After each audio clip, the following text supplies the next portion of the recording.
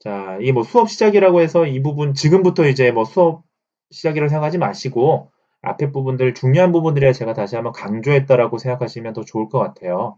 사실 가장 큰 핵심이 우리 아까 앞서 보셨던 이 부분입니다. 자, 오늘은 이제 그 SPSS에 대한 기초적인 부분하고 교차 분석까지 좀 설명을 드리려고 합니다. 자, 그래서 그 전에 우리가 다시 한번 이번 주차 수업 때부터 한 가지 여러분들과 약속, 합의를 하나, 용어적인 합의를 하고 정하려고, 좀 수업을 진행하려고 합니다.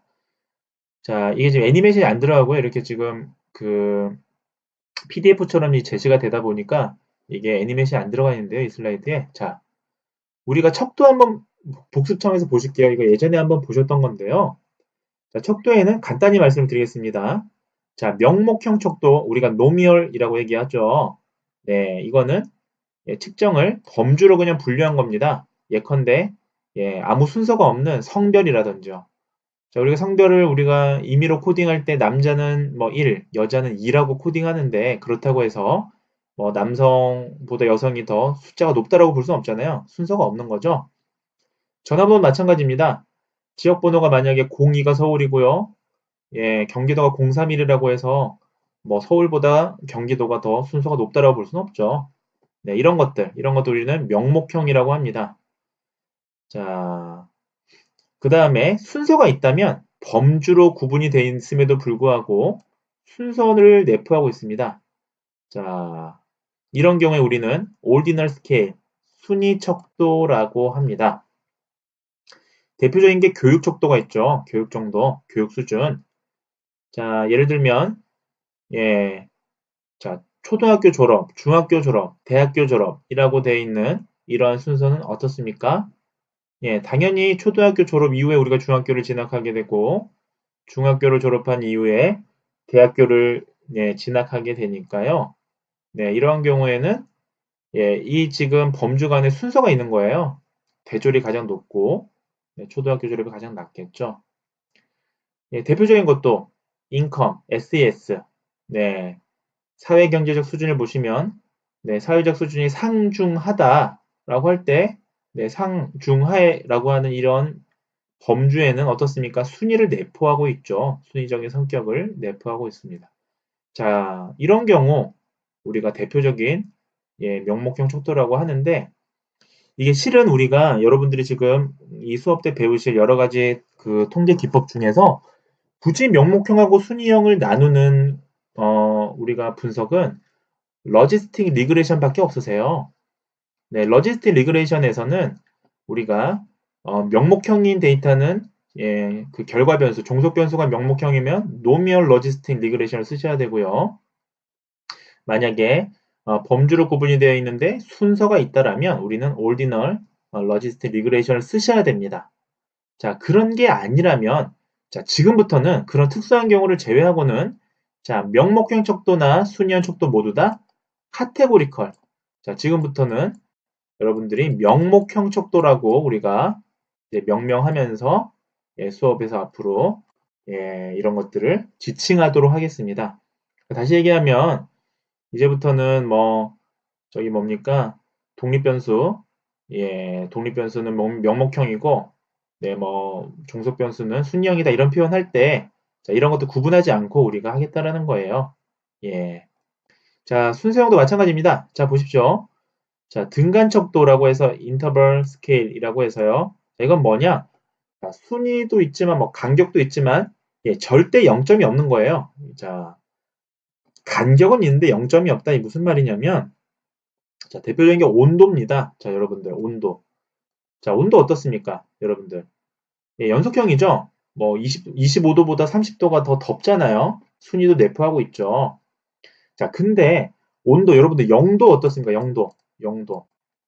자, 0도라는 온도는 온도가 없는 걸 0도라고 할까요? 아니죠. 0도라는 온도는 온도가 없는 게 아니라 0도는 뭡니까? 얼음이 어는 거잖아요.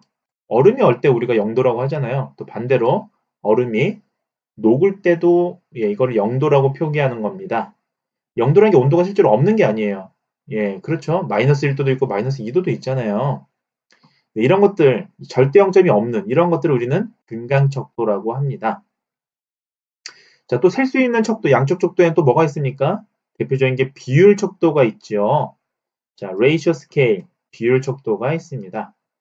자, 측정 수준 중에서 가장 높은 수준에 예, 또 절대 0점이 있는 거. 자, 절대 0점이 있어요, 이거는. 비율 척도는. 등간 척도랑 다른 게 뭐다? 0점이 있습니다. 자, 보십시오. 체중, 이런 거. 체중은 아까랑 다르게 자, 0kg이라고 하는 거는 어떻습니까? 물리학적으로 아무것도 없는 걸 0kg이라고 해요, 무게에서는. 자, 연령도 마찬가지죠. 0세라고 하는 거, 0살. 네, 0살은 뭡니까? 만 0살. 이런 거 표현, 뭐, 이런 말 표현 쓰진 않지만요. 예, 태어나기 직전, 아직 안 태어난 거잖아요. 네, 절대 0점이 있는 거예요, 이런 경우에. 혈압이 0이 되면 어떻게 됩니까? 예, 돌아가시죠. 사망자의 혈압이죠. 자, 이런 경우에는 비율적도라고 합니다. 자, 그럼에도 불구하고 우리는 앞으로 이런 것들 등간적도, 비율적도 나누지 않고 뭐라고 합니까? 연속형이라고 이제 지칭하도록 하겠습니다. 자, 앞으로 우리가 이제 그 각 그 분석하는 것들을 보실 텐데 이제 연속형이냐, 밀목형이냐라고 이렇게 표현을 하도록 하겠습니다. 자, 또 한 가지 이제 한번 뭐 복습차에서 보실게요. 자, 제가 이게 사실은 고급 통계라고 하지만 우리 그 재활 과학에서의 그 통계 분석 방법들은 언어 치료라든지 물리 치료 또는 작업 치료에서는 뭐 아주 복잡한 통계를 쓰지는 않습니다. 사실은. 사실은 제가 이게 고급 통계이긴 한데 실은 이제 만약에 이제 이 영상을 보시는 뭐 다른 전공의 분들이 계시다면 이게 어떻게 고급이냐라고 얘기해도 제가 좀 부끄러울 정도긴 해요. 왜냐하면 그거는 저희 그 재활과학 분야가 수준이 낮은 게 아니고요. 저희 재활과학 분야에서 자주 쓰는 통계가 이제 이러한 실험 통계에서 인과관계를 검증한다든지 평균값을 비교하는 이런 것들이 많기 때문입니다. 저 같은 경우는 이제 실은 연구할 때 저는 이제 역학 데이터를 많이 쓰기 때문에 저는 그 뭐 데이터 마이닝이라든지 아니면 비선형 분석도 참 많이 쓰고 있고요. 또는 시계열 분석이나 뭐 종적 데이터도 좀 쓰는 경우가 있습니다만 제가 사실 많이 안 쓰거든요. 재활과학에서는. 그래서 이 말씀을 굳이 드린 게 이 고급 통계라고 생각하시고 이게 막 혹시라도 들으시는 분들이 이제 좀 다른 전공의 뭐 경영학이라든지 경제학이라든지 아니면 뭐 보건의학 쪽 계신 분들이 들으셨을 때는 이거 너무 기초 통계 아니라고 생각하실 것 같아서 불안감의 말씀을 한 번 더 드린 겁니다. 자, 한번 우리가 요거 정리하고 이제 넘어가도록 하겠습니다. 자, 우리가 이제 분석 전에 마지막으로 정리하는 건데요. 인과관계에 따라서 우리는 독립변수, 종속변수를 나눠서 예, 구분하는 거 여러분들 다 아실 겁니다. 자, 그래서 다른 변수에 영향을 주는 변수를 예, 원인이 되는 변수를 독립변수 또는 요즘엔 이렇게 안 쓰고요. 또 설명변수라고 많이 써요. 네, 설명변수. 네. 제가 이제 주로 돌리는 데이터 마이닝에서는 이걸 설명변수라고 많이 합니다. 자, 종속변수는 뭡니까? 다른 변수에 영향을 받는 변수, 즉 결과가 되는 변수니까요. 자, 종속변수를 다른 말로 결과 변수라고 합니다. 자, 결과 변수라고 합니다. 자, 예를 들면 자, 이런 것들이 있죠. 자, 흡연 상태. 자, 흡연자냐 비흡연자냐? 흡연 상태에 따라서 음도의 차이가 나는가? 자, 여러분들 이 경우면 자, 어떤 게 독립변수입니까? 너무 간단한 질문이긴 합니다만 앞에 나온 이 흡연 상태의 원인이 되는 거잖아요. 이게 원인, 여기에 따라서 결과인 음도가 바뀌는 거니까 흡연 상태 이게 원인이 되니까 이게 뭐죠? 독립변수가 되겠습니다. 네. 자, 음도는 연속형이죠? 이 경우에. 자, 연속형이니까 이거 종속변수가 돼요. 또는 결과변수라고 해도 무관합니다. 자, 여러분들, 그러면, 자, 한번, 이 경우에는 어떤 걸 하셔야 할까요? 이게 제가 이제 사실은 이 수업에서 핵심을 맞추는 거는, 예, 뭐 어떤 분석 방법을 어떻게 돌리는 방법을 알려드리고 싶은 게 아닌 겁니다. 사실은 이 고급 통계에서의 목표는. 자, 여러분들 이런 아이디어를 낼 수가 있잖아요. 예. 자, 이런 아이디어를 내시는 건데, 자, 이거 어떤 통계를 쓰실까요? 네. 어떤 통계로 설계하시겠습니까? 여러분들이라면.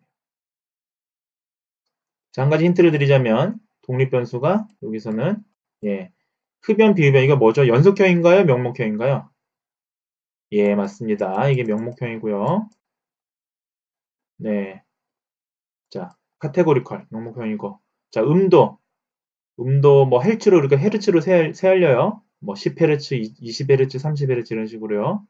자, 종속변수 이거 연속형입니다. 자, 독립변수가 명목형이고 종속변수가 연속형인 이러한 자료에서 우리가 돌릴 수 있는 건 뭐가 있겠습니까? 대표적인 게 T검증이 있죠. 네, 네, T테스트. 네, 이 경우에는 우리가 치료 전, 치료 후 우리가 이 데이터가 한 번만 우리가 측정이 된 거잖아요. 뭐 치료에 대한 어떤 시기가 없으니까 이 경우는 예, 인디펜던트 T테스트. 네, I만 쓸게요, 제가. 예, 독립표본 T검정이 되겠습니다. 자, 이런 식으로 우리가 설계를 잘 하시는 게 중요하다는 거예요. 이건 한번 연습 시험에서 보신 겁니다. 자, 이제부터 예, 오늘 이제 본격적인 분석 수업에 들어가겠습니다. 자, 분석 수업을 들어가기 전에 제가 좀 이 연구를 위한 대표적인 통계 패키지에 대해서 좀 설명을 드리려고 합니다. 여러분들이 패키지 하면 SPSS만 너무 아시는 분들이 많으세요. 특히 재활과학에서 이 강의를 하다 보면 대부분 SPSS가 많이 익숙하시죠? 자, 왜일까요? 네, SPSS가 실은 이게 유저 프렌들리, 굉장히 간단합니다. 장점이 윈도우처럼 간단해요. 데이터가 있고요. 클릭하시면 이게 엉터리 클릭이라고 해도 예, 웬만큼 분석이 다 나오는 경우가 있습니다. 예, 그렇기 때문에 그만큼 쉽다는 겁니다. 여러분들 뭐 윈도우 버전이 요즘 뭐 윈도우 뭐 10도 나오고 앞으로 이제 더 상위 버전도 나올 텐데 여러분들 윈도우 컴퓨터 새로운 버전 나오시면 뭐 매뉴얼 뭐 이렇게 뭐 보수 교육 가서 배우시는 거 아니잖아요. 예, 윈도우 뭐 금방금방 체험하시죠. 금방금방 이제 클릭 하시다 보면 예, 마찬가지입니다. SPSS가 좀 유저 프렌들리 하죠. 또 두 번째가 SPSS가 좀 이 값이 좀 싸고요. 구하기도 쉽습니다. SPSS라는 이 약어 자체에 이미 사회과학이라는 용어가 들어가 있어서요. 사회과학 분석에서 주로 사용을 하고 있습니다. 예, 구하시기도 쉽고 그런 부분들이 있죠. 자, 단점이 있습니다. 자, 데이터의 정제가 어렵습니다. 이 변수가 많은 경우에 데이터 정제가 굉장히 어렵습니다. 자, 아마 SPSS 기초통계 때 한번 돌려보신 분들은 잘 아시겠습니다만 엑셀 형태로 나오잖아요. 이게 그러다 보니까 실험 연구에서는 뭐 하나하나 변수를 기입하고 정의하고 예, 변수를 다른 변수로 변환 뭐 이런 것들 하실 때 하나하나 찾아서 클릭하시면 되는데 문제가 뭐 코호트 자료 이런 거 하게 되면 변수가 막 한 500개, 600개 이렇게 달려 있는 경우가 있어요. 네, 그리고 이 뭐 사람 수가 네, 대상 수가 1000명, 2000명 이런 경우가 있습니다. 자, 그렇게 되면 엑셀처럼 돌릴 때 예, 이 가로에 한 500명, 500개의 변수를 막 이렇게 다 찾아야 돼요, 일일이. 이런 경우들이 있습니다. 자, 특히나 우리가 분석 전에 반드시 하시게 되는 것 중에 하나가 데이터 클리닝이라는 게 있습니다. 데이터 정제라고 합니다. 보통 우리가 완성된 데이터를 아주 완벽한 데이터를 돌리는 게 아니라면 반드시 연구 전에 데이터 클리닝이라는 단계를 거쳐야 합니다. 자, 데이터 클리닝은 뭐냐 하면요. 만약에 데이터에 미싱 데이터가 있거나 잘못 입력된 데이터가 있는 경우가 있을 수가 있습니다. 자, 예컨대 예를 들면 MMS라고 하는 검사는 30점이 만점인데요. 만약에 입력하다가 연구자가 코딩 과정에서 잘못 코딩해서 0이 하나 더 붙은 거예요. 300이 돼버리면 네, 이 0 하나 더 붙은 것 때문에 평균값이 크게 변하겠죠. 자, 이런 데이터를 우리가 일일이 찾아야 됩니다. 자, 근데 이게 SPSS는 이게 엑셀처럼 돼 있기 때문에 어떤 게 그 변수가 있는지 찾기가 굉장히 어려워요. 네. 이게 뭐 데이터 클리닝, 데이터 정제할 때 SPSS에서 정제하는 경우에는 우리가 기술 분석이나 빈도 분석으로 일일이 찾아야 되는 번거로움이 있습니다. 자, 그 다음에 SPSS도 이게 매번 반복해서 뭐, 예컨대요. 변수를 다른 변수로 뭐 변환한다든지 또는 분석을 여러 번 반복해서 하시는 경우가 있는데요. 자, 여러분들 어떻게 하십니까? 일일이 들어가셔서 클릭 하시나요? 예, 그렇게 안 하고 이제 좀 잘하시는 분들은 이거를 신텍스라고 하는 기능을 쓰세요. 신텍스. 예, 아마 아실 겁니다. 붙여넣기 해서 신텍스 쓰시는데 이 신텍스 언어가 이제 보통 이런 신텍스는 랭귀지라고 해서 컴퓨터 언어로 구성되어 있습니다. 이 SPSS 랭귀지가 되게 어려워요, 오히려. 네, 신텍스 치기가. 네, 이런 게 어렵고요. 또 한 가지가 분석하는 방법이 좀 한계가 있습니다. 재활과학에서 돌아가는 대부분의 검정 방법은 뭐 SPSS에서 가능할 거라고 생각이 드는데요. 뭐 경영학이라든지 시계열 분석이나 아니면 저처럼 데이터 마이닝을 많이 쓰는 사람들은 SPSS만으로는 분석이 되게 한계가 많습니다. 예컨대 뭐 웰크아 스핀 검정 이런 거 많이 쓰시는데 예, SPSS는 르벤의 검정이라고 뭐 비슷한 게 있긴 합니다만 조금 다르죠. 또 예를 들면 뭐 데이터 마이닝에서는 뭐 인공신경망이라든지 뭐 여러 가지 분석 방법들을 쓰게 되는데 그런 것들은 SPSS는 아주 단순한 것밖에 안 돼요. 거의 어렵습니다. 자, 그래서 네, 이걸 잘 쓰지를 않습니다. 자, 오히려 세스 이런 것도 익숙하신 분들 계실 겁니다. 좀 옛날에 배우셨던 분들이나 아니면 좀 그 통계 여건이 좀 좋은 학교에서 배우셨던 분들은 세스라고 하는 프로그램 돌리시는 분들이 많으세요. 자, 여기서부터 그럼 간단히 말씀을 드릴게요. 세스는 세스라고 하는 랭귀지를 쓰기 때문에요. 세스 랭귀지라고 하는 신텍스를 이용하기 때문에 거의 모든 분석이 가능합니다. 자, 신텍스를 이용하는 분석들은 거의 모든 분석이 가능합니다. 자, 세스의 장점은 데이터 정제가 아주 효과적이에요. 데이터 클리닝 할 때 세스만큼 좋은 게 없습니다. 네. 자, 단점은 굉장히 비싸요. 요즘엔 가격이 많이 내려갔고요. 또 요즘에는 세스 회사에서 스튜던트 버전이라고 해서 학생용 버전을 좀 무료로 하는 경우도 있긴 합니다만 그런 경우는 좀 제약이 있고요. 세스 자체가 비싸서 좀 사실은 이거 없는 학교가 많죠. 자, 그 다음에 신텍스를 이용하기 때문에 다루기 굉장히 어렵습니다. 세스 신텍스를 또 배워서 직접 이렇게 기입해서 데이터를 쳐야 데이터가 산출이 되죠. 또 많이 사용하는 것 중에 하나는 요거는 이제 마케팅 분야, 경영학 분야에서 많이 쓰는 게 미니탭이라는 게 있습니다. 자, 이거는 어떨 때 많이 쓰냐면 한 가지만 알아두시면 됩니다. 키워드가 시그마 6라고 하는 마케팅 연구에서 주로 쓸 때 미니탭을 쓰시면 됩니다. 미니탭도 장점은 유저 프렌들리해요. 네, 사용이 아주 간단합니다. 저도 이 미니탭 버전을 18 버전을 이렇게 사용을 해봤었는데 미니탭은 이게 또 한글 번역도 돼 있고 해서요. 이 좀 간단합니다. SPSS 다루시는 분들은 거의 유사합니다. 미니탭이. 네, 좋은 프로그램이기도 하고 값도 뭐 좀 저렴해요. 미니탭은.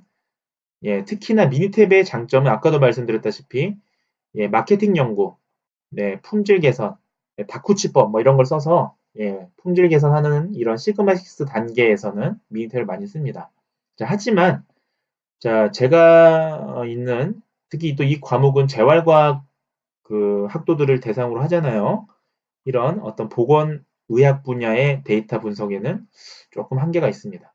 차라리 SPSS 쓰시는 게 더 나으실 수도 있어요. 어떤 점에서는. 요즘 제일 많이 쓰는 게 세스의 대안으로 많이 쓰시는 게 스테타입니다. 요즘에. 스테타는 90년대 이후에 점유율이 굉장히 높게 빠르게 퍼지고 있고요. 특히 미국에서 공부하셨던 분들이 이 스테타 많이 배우고 오시더라고요. 자, 스테타는 장점은 SPSS랑 거의 동일합니다. 거의 모든 분석이 가능하고요. 업그레이드가 되면 새로운 분석이 함께 업그레이드가 되는 장점이 있습니다. 자, 스테타는 이런 신텍스를 쓰기도 하지만요. 단점은 신텍스를 쓰니까 다루기 어렵는데 스테타도 약간 윈도우 버전처럼 이렇게 누를 수는 있어요. 아주 일부 기능은 그런 방법도 있고요. 스테타는 값도 좀 쌉니다. 저렴한 편에 속합니다. 자, 하지만 역시 신텍스 사용하니까 아주 복잡한 통계 방법이 아니라면 뭐 서베이 뭐 분석 이런 게 아니라면 그냥 SPSS 쓰시는 게 제일 좋아요, 여기서는. 자, 그 외에도 맷랩이라든지 이거는 이제 그 자연과학 쪽에서 실험 연구에서 많이 씁니다. 유전체 분석이라든지. S 플러스라는 방법도 있고요. S 언어라고 하는 걸 쓰는 S 플러스도 있죠. 자, 저는 해보진 않았습니다. 저는 이제 맷랩이랑 S 플러스는 저는 안 해봤어요. 자, 렛츠라고 하는 것도 있다고 해서 저도 안 해봤습니다. 자, 좀 최근에 많이 쓰는 게 R이라고 있죠. R. 자, R은 이게 공짜입니다. 공짜고 또 신텍스를 이용해서 좀 어렵긴 합니다만 R 뭐 공짜라서 굉장히 이게 또 좋은 요즘에 많이 쓰고 있는 통계 패키지 중에 하나입니다. 자, 뭘 쓰셔도 상관없는데요. 각각의 이제 이런 우리가 쓰실 때 대표적인 통계 패키지의 장단점을 또 분석하셔서 본인에게 맞는 분석 방법을 쓰시면 될 것 같습니다. 자, 우리가 이 수업에서 다루는 건 대부분 GLM, 우리가, 일반화 선형 모델이기 때문에 일반화 선형 모델에 들어가는 것들은 대부분 SPSS에 다 웬만큼 소화가 됩니다. 자, 쓰시면 되고요. 한 가지 알려드리면, 매드칼크라고 있어요, 매드칼크. 네, 매드. 매드칼크라고 해서 우리나라 국산 프로그램인데, 여기서는 소개를 안 드렸는데요. 이 프로그램은 어떤 게 좋냐면요. 얘도 유저 프렌들리해요. 얘도 SPSS나 아니면 미니탭이랑 비슷합니다. 클릭 하시면 됩니다. 얘는 어떤 걸 쓰시냐면 우리가 ROC 커브라고 혹시 들어보셨나요?